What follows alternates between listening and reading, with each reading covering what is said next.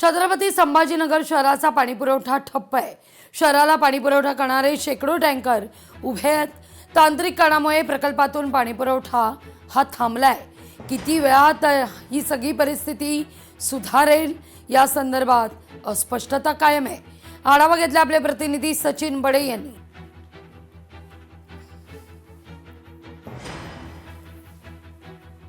छत्रपती संभाजीनगर शहराचा पाणी पुरवठा ठप्प झाल्याचे चित्र पाहायला मिळते। कारण ज्या फारोळ्याच्या प्रकल्पातून पाणी छत्रपती संभाजीनगरला मिळतं ते सध्याच्या स्थितीला थांबलेलं आहे। या ठिकाणच्या काही उपस्थित लोकांकडून ही माहिती मिळते की 9 वाजेपासूनच हे पाणी पुरवठा जो आहे तो ठप्प आहे। त्यामुळे या छत्रपती संभाजीनगरच्या या प्रकल्पावरील टँकर जे आहेत ते उभे आहेत। आपण पाहतोय सकाळपासून या ठिकाणी टँकर जे आहेत ते अशी उभे आहेत। कारण छत्रपती संभाजीनगरमधील 480 फेऱ्या ज्या आहेत त्या टँकरच्या माध्यमातून केल्या जातात।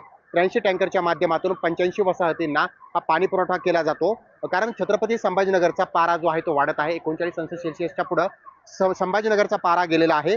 तर 85 पेक्षा अधिक वसाहतींमध्ये 83 टँकरद्वारेच 480 फेऱ्या केल्या जातात आणि त्या माध्यमातून पाणी पुरवठा केला जातो। मात्र सध्याची स्थिती जर आपण पाहिली तर जायकवाडीतून जो काही पाणी पुरवठा केला जातो, जो काही पाणी या ठिकाणी मिळतं ते पाणी मिळताना आता पाहायला मिळत नाही। पाणी पुरवठा जो आहे तो ठप्प झालेला आहे। टँकरची संख्या जी आहे ती अशी आपण या ठिकाणी पाहतोय की उभे आहेत। कर्मचारी जे आहेत ते प्रयत्न करतायत की कारण ज्या ठिकाणावरून हे पाणी येतंय त्या ठिकाणी विद्युत सप्लाय जो आहे तो होत नाहीये। विद्युत पुरवठा जो आहे तो थांबलेला आहे। त्यामागची काही तांत्रिक अडचणी आहेत, कारणं आहेत ती काय स्पष्ट झालेली नाहीयेत। मात्र सध्याच्या स्थितीला ही टँकर जी आहे ती अशी उभी आहेत। मात्र पाण्यासाठीचा जो संघर्ष आहे तो नागरिकांना करावा लागतोय। मात्र अशामध्ये संभाजीनगरचं पाणी जे आहे ते कुठेतरी थांबलेलं आहे। सचिन बडे, लोकशाही मराठी, छत्रपती संभाजीनगर।